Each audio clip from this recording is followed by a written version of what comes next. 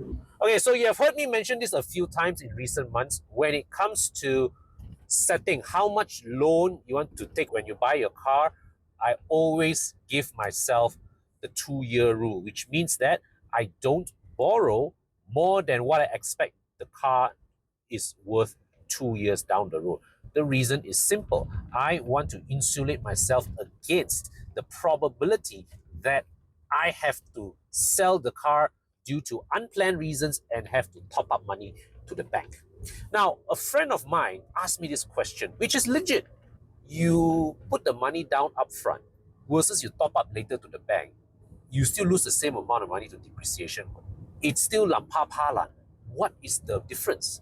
Well, my point of view is this. When you are buying your car, well, usually at that time, you've got money to spend. That money to buy a car, you've already like saved up, set aside, whatever, right? That is when you can decide that, okay, I'm putting 5,000 down, 10,000 down, 20,000 down, 30,000 down. But the question is becomes, whatever amount that you set aside, right, and you put it down, that's it. That money is in the past. But my friend's argument is instead of you put such a large chunk down, you just put the minimum down and you take the whatever extra that you have ready to put down and put it aside on a rainy day fund so that anytime, if you let's say you really have to sell your car, you take that money and you put it in to top up the difference. Yes, that works if you are disciplined enough.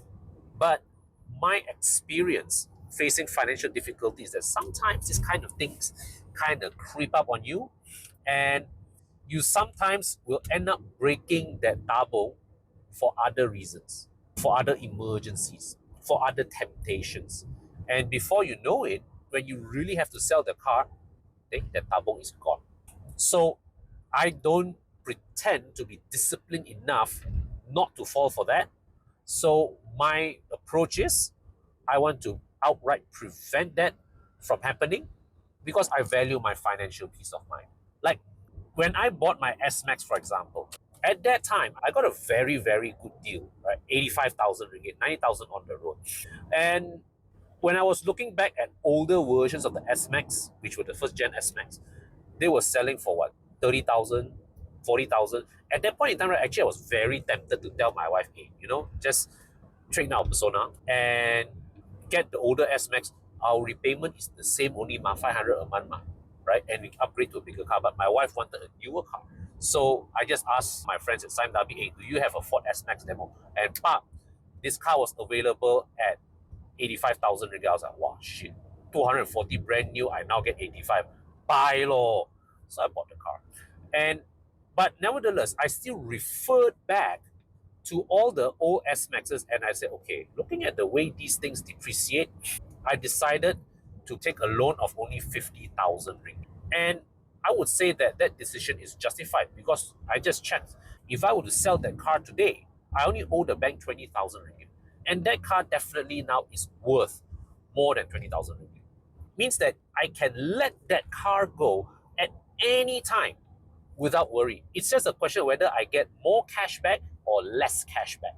So I like to put myself in that kind of position of strength so that you have that peace of mind. That is my philosophy when it comes to buying, structuring loans. In fact, I'm the kind of person where if possible, I don't want to have to think about paying loans if I can afford it, right? I would just buy my cars, outright cash and be done with it because I don't want to think about the loan. When it comes to borrowing money, I like to borrow money and put into things that make money. So let's say if it's a classic 911 that's appreciating, that kind of car actually makes sense to take loan because whatever money that I'm putting in right now, it's into an appreciating asset. Like for example, you borrow money to buy a house, or you borrow money to, okay, that's a bit risky to maybe do a business. Borrowing money for a car, well, the way I look at it is it only works if you can structure the loan in such a way that when you sell the car, you are not in the position of having to top money up to the bank. That is the only situation where it makes sense to me. So I know this advice probably does not apply to everybody, but that's the way I do it. And if that resonates with you, and if you think that that's the way that you like to structure how you budget your car purchasing, I invite you to try out my car budgeting AI, which you can give the AI your income levels. You can tell the AI what car that you're looking at, how much down payment that you have, what is the amount of installments that you need to pay every month, and the AI will advise you what is a smart choice for you based on your income, based on what amount you have available for down payment, and what is the right choice for you, how to structure your loan so that you don't end up having to top up money to the bank. I'm very passionate about this right now because having helped so many people sell their cars on a consignment basis and seeing that there were people who were actually happy that, wow, I only have to top up 10K to sell the car. To me, that is tak boleh, man. That to me is it damn don't make sense. Already you have to sell your car. Somehow you have to pay people money to take your car away. To me, that's bullshit. So I want to help people avoid that kind of scenario. And as I said before, I strongly believe that all of us deserve to own and drive cars that we like. We deserve to own and drive cars that inspire us.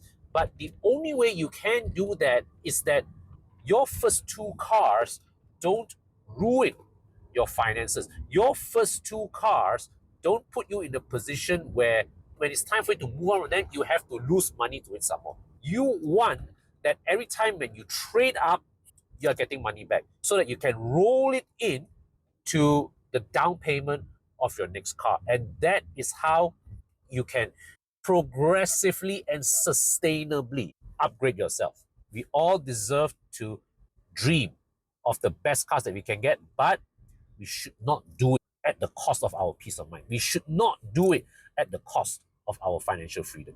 And of course, if you are looking to sell your car and you would like to have a way to get back at least 85 to 90% of your car's market value, but at the same time still have the convenience of everything done for you, there's a form in the description section below. You can fill it up and my team will be in touch to help you out. Or you can use my Selling Assistant AI link is also in the description section below, where it will advise you how you can best sell your car, whether you want to sell it fast or sell it through the consignment basis, or if you want to sell it yourself, then the AI is also programmed to help you come up with a template on how to create a good listing to sell it on Muda, Kali's, Facebook, and all that.